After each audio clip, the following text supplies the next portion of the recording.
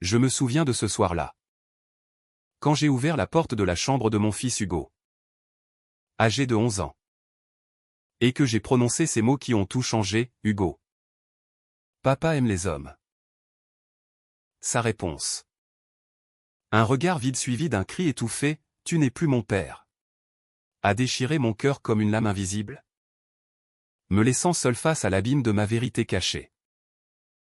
Dans les rues pluvieuses de Paris, où l'amour devrait être libre, j'ai réalisé que mon coming out n'était que le début d'une tempête qui allait emporter tout ce que je chérissais, m'obligeant à affronter des secrets enfouis et des trahisons impitoyables.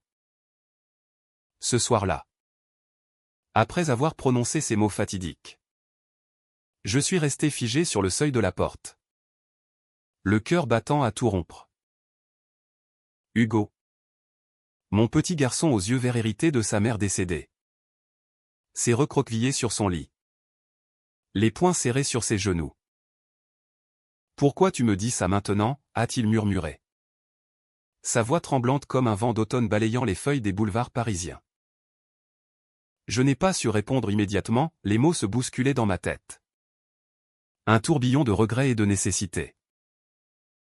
Depuis des années, je vivais dans l'ombre, masquant mon identité derrière le rôle du veuf exemplaire, du professeur de littérature à l'université Sorbonne qui citait Baudelaire pour masquer ses tourments intérieurs. Mais ce soir, la pression était devenue insoutenable. J'avais rencontré Alexandre, un artiste peintre de Montmartre. Et pour la première fois depuis la mort de ma femme, je sentais mon âme revivre. Pourtant, en voyant les larmes couler sur les joues de Hugo, je me demandais si cet amour valait la peine de détruire l'innocence de mon fils. Les jours suivants furent un calvaire. Hugo évitait mon regard à table. Ses réponses monosyllabiques résonnaient comme des accusations silencieuses. Passe le sel. S'il te plaît, disais-je. Et il le poussait sans un mot, ses yeux fixés sur son assiette de coque au vin que j'avais préparée avec amour. Dans mon esprit, les questions tourbillonnaient, était-ce égoïste de ma part? Avais-je le droit de briser son monde pour reconstruire le mien? Je repensais à mon propre père, un homme rigide de la vieille école française, qui m'avait élevé dans le silence des non-dits, où l'amour entre hommes n'était qu'un fantôme haïssable. J'avais juré de ne pas répéter ses erreurs. Pourtant voilà que je plongeais Hugo dans le même abîme. La nuit, allongé dans mon lit, je dialoguais avec moi-même, Octave. Tu es un lâche. Tu aurais dû attendre qu'il soit plus grand. Mais attendre quoi? Une vie entière de mensonges? Ces monologues intérieurs me rongeaient, amplifiant ma culpabilité jusqu'à l'insomnie. À l'université, je feignais la normalité, corrigeant des dissertations sur Rimbaud tout en sentant mon téléphone vibrer avec les messages d'Alexandre. Viens me voir ce soir, mon amour. Les toiles m'attendent. Mais toi plus encore. Son atelier à Montmartre était un refuge, rempli de couleurs vives et d'odeurs de térébenthine, où nos étreintes volées me faisaient oublier le chaos. Alexandre, avec ses cheveux noirs en bataille et son sourire malicieux, représentait tout ce que j'avais réprimé, la passion, la liberté. Mais chaque fois que je rentrais chez moi, le visage fermé de Hugo me rappelait le prix de cette joie. Un après-midi, alors que je préparais un cours sur les thèmes de l'identité dans la littérature française, je reçus un appel de l'école. Monsieur Leclerc. Hugo s'est battu avec un camarade. Il a dit des choses troublantes. Mon cœur s'emballa. En arrivant, je vis mon fils, les yeux rougis, assis dans le bureau du directeur. Il a traité un garçon de épédé, en disant que c'était comme son père. Les mots me transpercèrent. Hugo. influencé par ma révélation.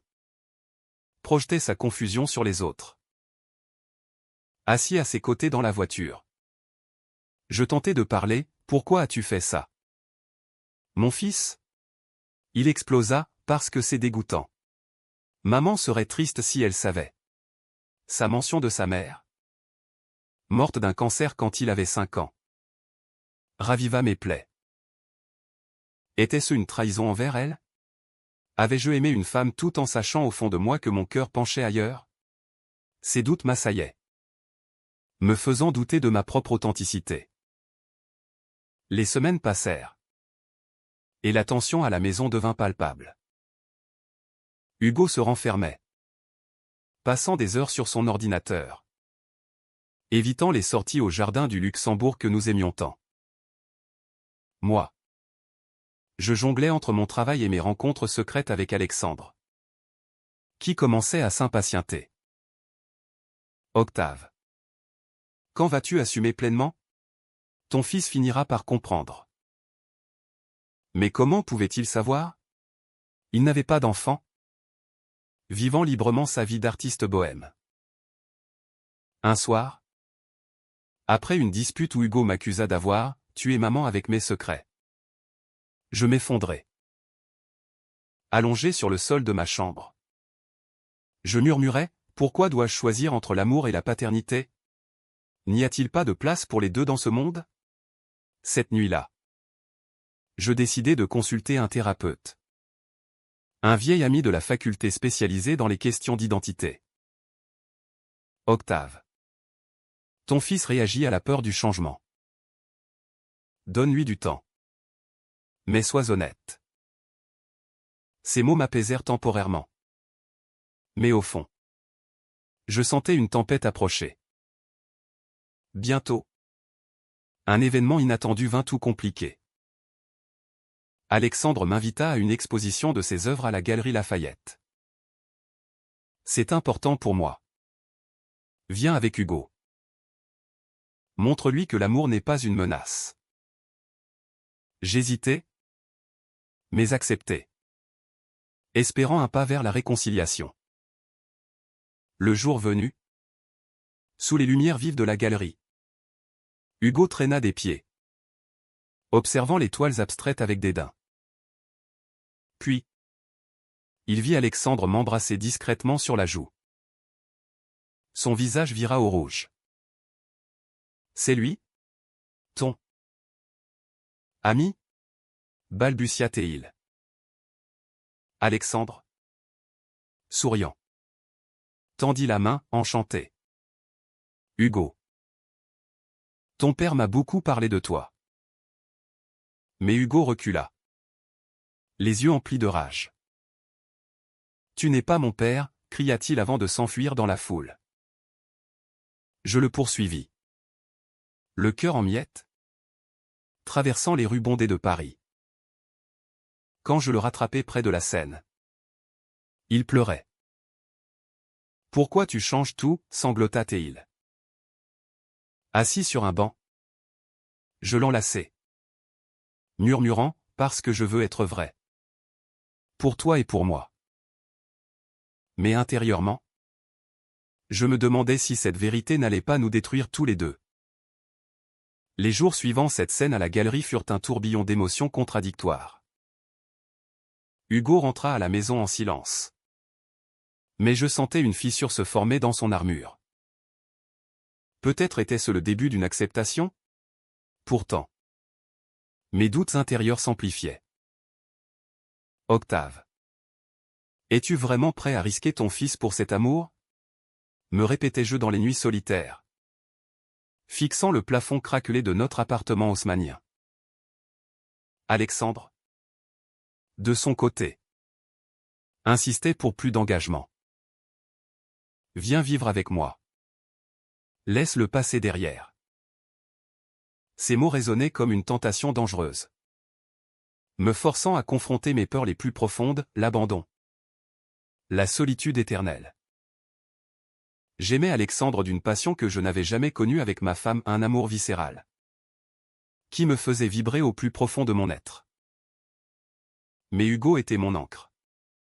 Le dernier lien avec une vie, normale, que la société française. Malgré ses progrès. Jugé encore avec suspicion.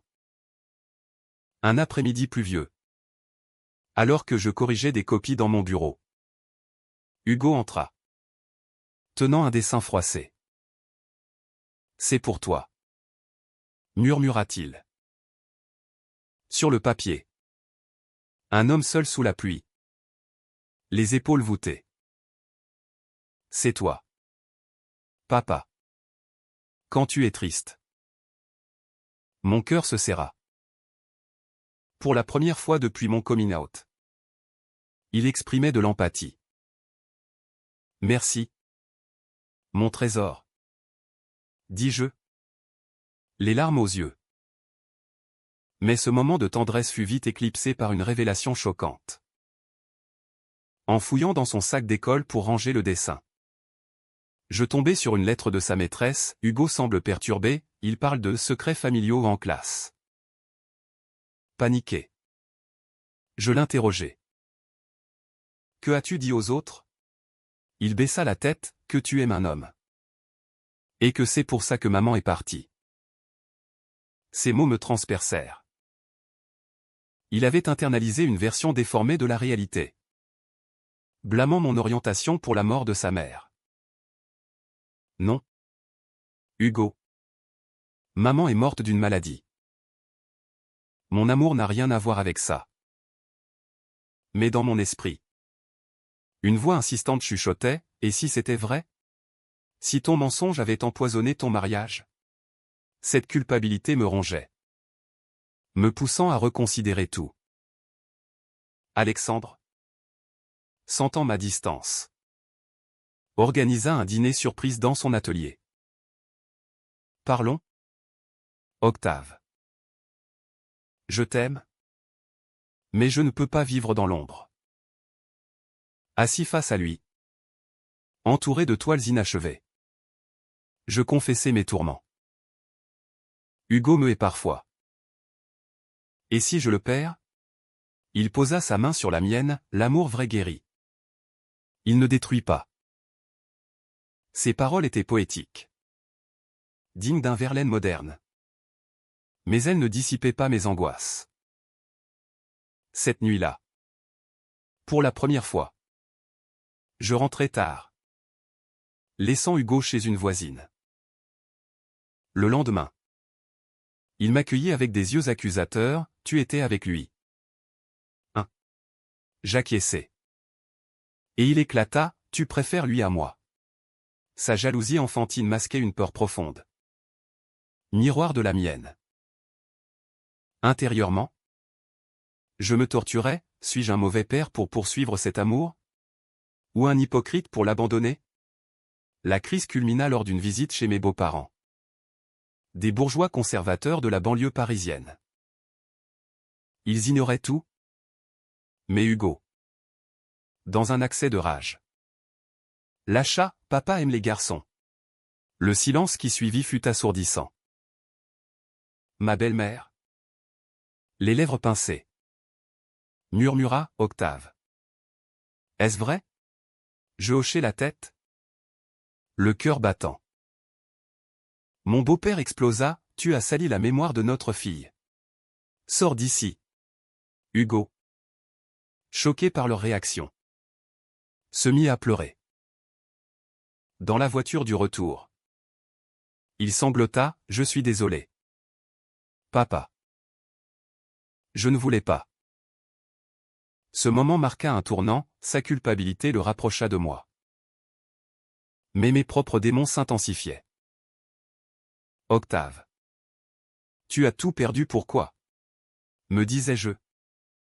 Repensant à la vie stable que j'avais sacrifiée. Alexandre.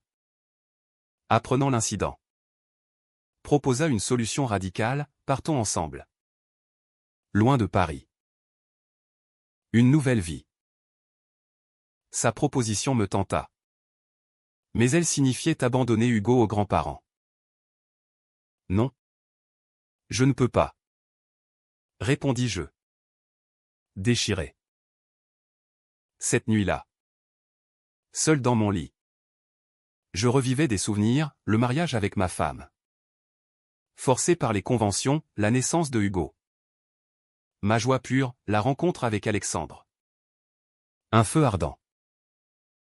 Pourquoi l'amour doit-il être une guerre, murmurai-je. Le lendemain. Une lettre anonyme arriva, dégénérée. Éloigne-toi de ton fils. Mon sang se glaça. Était-ce un voisin? Un collègue? La paranoïa s'installa, amplifiant mes conflits intérieurs. Hugo, voyant ma détresse, me serra dans ses bras, je t'aime. Papa. Même si c'est dur. Ces mots étaient un baume. Mais la tempête rageait encore. Les menaces anonymes continuèrent, empoisonnant mon quotidien. Chaque lettre glissée sous la porte, PD. Tu ne mérites pas d'être père, ravivait mes peurs les plus sombres. Qui fait ça, me demandai-je, scrutant les visages des passants dans les rues de Paris. Hugo, sentant ma tension, devint protecteur, papa. Ignore-les. On est ensemble. Sa maturité précoce me touchait. Mais intérieurement, je me flagellais, c'est ma faute, j'ai exposé mon fils à cette haine. Alexandre, furieux, insista pour une enquête policière. On ne peut pas laisser ça impuni. Nous nous rendîmes au commissariat du quartier latin, où un officier blasé nota nos déclarations. Des homophobes. Il y en a partout, même en France. Ces mots me rappelèrent la réalité, malgré les lois progressistes. Les préjugés persistaient, comme des ombres dans les catacombes de la ville.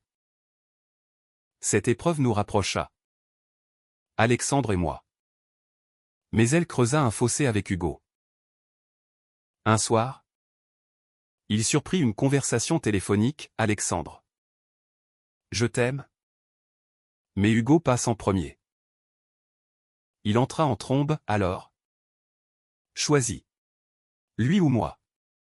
Son ultimatum enfantin me brisa. Assis à la table de la cuisine. Je tentais d'expliquer, l'amour n'est pas exclusif. Mon fils.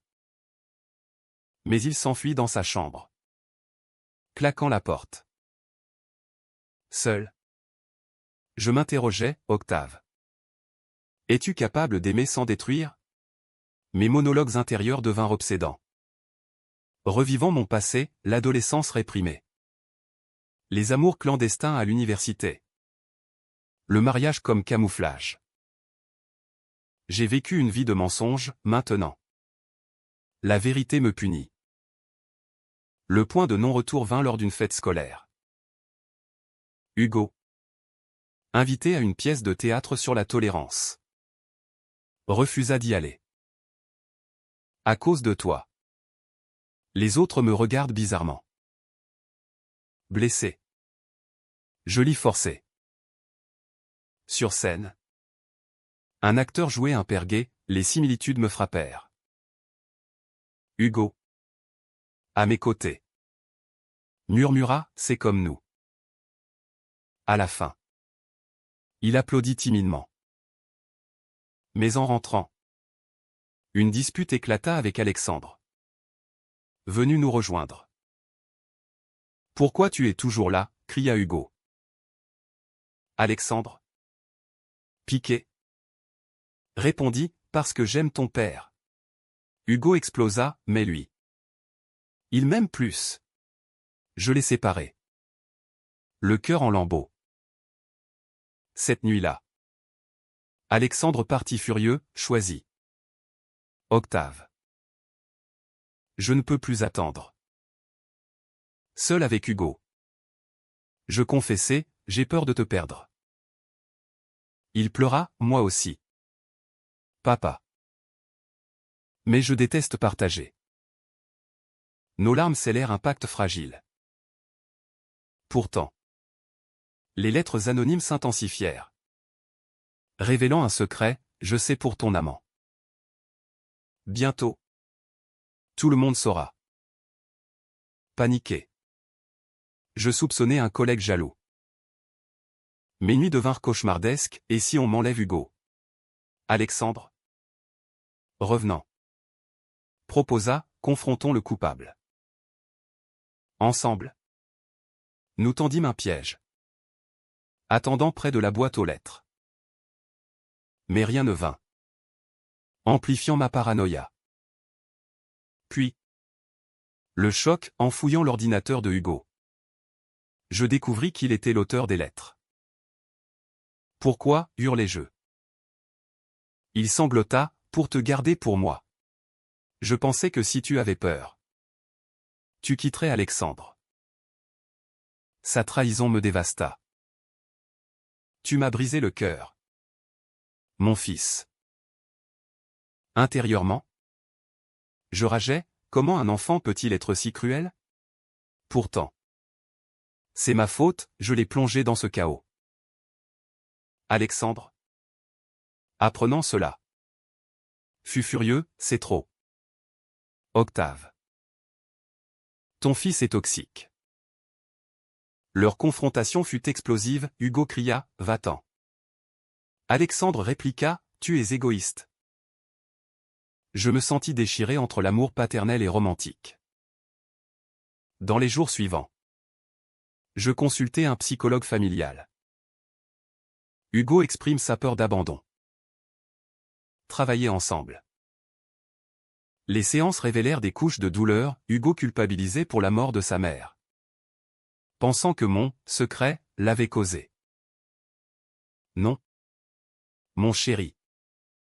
C'était le destin. Mais mes propres aveux surgirent, j'avais aimé ma femme. Mais pas pleinement. J'étais perdu. Ces révélations nous rapprochèrent. Mais Alexandre s'éloigna. Je ne peux pas rivaliser avec ton passé. Son départ me laissa vide. Murmurant, ai-je tout sacrifié pour rien? Le vide laissé par Alexandre était abyssal. Ses messages cessèrent. Et son atelier resta fermé quand je passai devant. Octave. Tu as choisi ton fils, maintenant. Vis avec ça. Me disais-je. Errant dans les rues de Montmartre. Où chaque toile invisible me rappelait nos moments volés. Hugo. Sentant ma tristesse. Tenta de compenser, papa. On va au Louvre? Comme avant. Ses efforts étaient touchants. Mais il masquait sa propre culpabilité. Lors d'une séance thérapeutique. Il avoua, j'ai eu tort avec les lettres. J'avais peur que tu m'abandonnes comme maman. Ces mots me transpercèrent, révélant l'étendue de son trauma. Jamais. Mon fils. Tu es ma vie. Pourtant. Intérieurement. Je bouillonnais, et mon amour? Dois-je le sacrifier éternellement? Un soir. Une lettre arriva au nom anonyme cette fois, d'Alexandre. Je pars pour Provence. Adieu. Mon monde s'effondra. Je courus à son atelier. Frappant à la porte. Il ouvrit. Les yeux rougis. Pourquoi, demandai-je. Parce que je t'aime trop pour te partager avec des fantômes. Notre dispute fut passionnée, Hugo n'est pas un fantôme. Criai-je.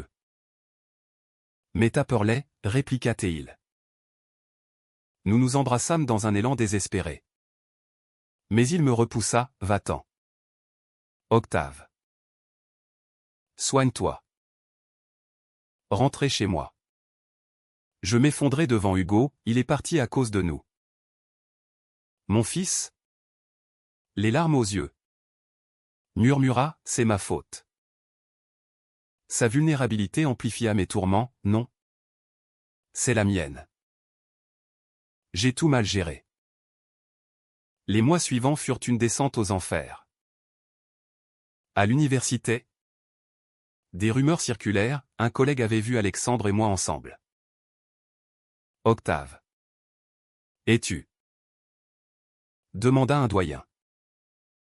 Je niai. Par peur pour ma carrière. Mais intérieurement, je me haïssais, lâche. Tu renies ton identité. Hugo. À l'école, défendis mon honneur contre des moqueries. Rentrant avec un œil au beurre noir. Ils t'ont traité de pédé. Papa. Je les ai frappés. Son courage me toucha. Mais il raviva ma rage contre la société. Pourquoi devons-nous souffrir pour qui nous aimons, murmurai-je. Puis, un appel inattendu, Alexandre. Depuis Provence. J'ai réfléchi. Reviens-moi. Mon cœur bondit. Mais Hugo intercepta, ne pars pas. Déchiré. Je refusai. Je ne peux pas te quitter. Mon fils. Alexandre raccrocha. Furieux. Cette nuit-là. Hugo confessa un secret, j'ai contacté Alexandre en secret. Je lui ai dit de partir. Sa nouvelle trahison me stupéfia. Pourquoi? Pour te garder. La colère m'envahit, tu as détruit mon bonheur. Il sanglota, je suis désolé. Je t'aime trop. Nos cris remplirent l'appartement. Révélant des abysses émotionnels. Le climax survint lors d'une confrontation familiale. Mes beaux-parents, apprenant tout, exigèrent la garde de Hugo. Tu es instable. Octave. Au tribunal. Hugo témoigna, je veux rester avec papa. Il m'aime. Ces mots me sauvèrent. Mais ils brisèrent mes beaux-parents. Victoire amère. Je rentrai. Épuisé. Octave. As-tu gagné ou perdu? Me demandai-je. Alexandre revint à Paris pour une exposition. Je l'y rejoignis en secret. Pardonne-moi. Dis-je.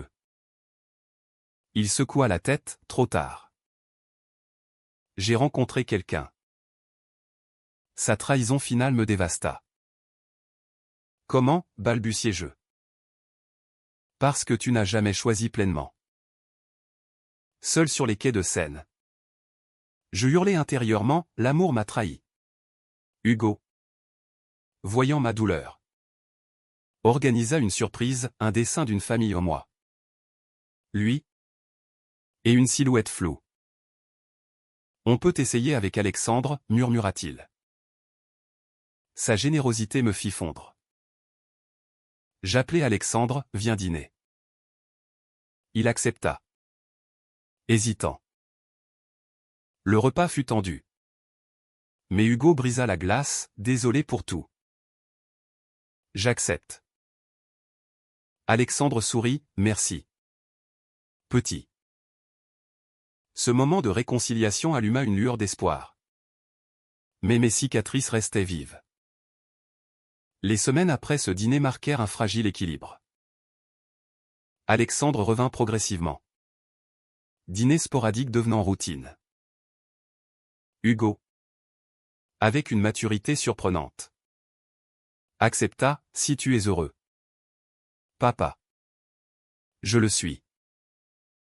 Mais intérieurement, je luttais, Octave. Mérites-tu ce bonheur après tant de chaos? Les souvenirs des trahisons ou les lettres de Hugo.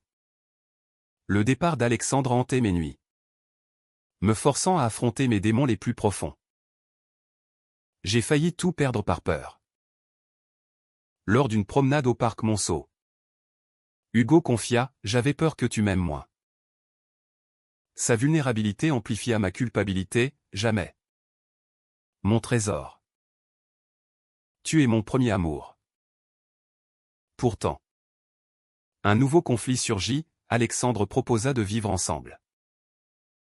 Une famille. Octave. Hugo paniqua, et moi?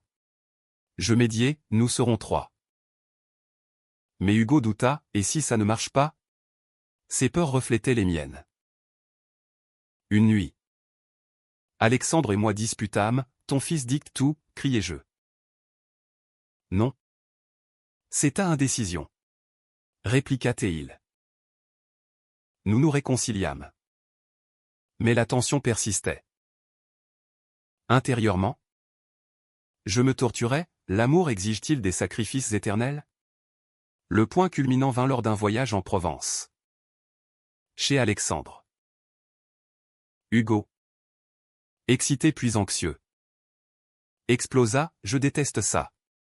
Rentrons. Sa crise révéla des couches enfouies, il craignait de perdre son identité familiale. Maman me manque. Ses larmes déclenchèrent les miennes. Alexandre. Compréhensif. Proposa, rentrons.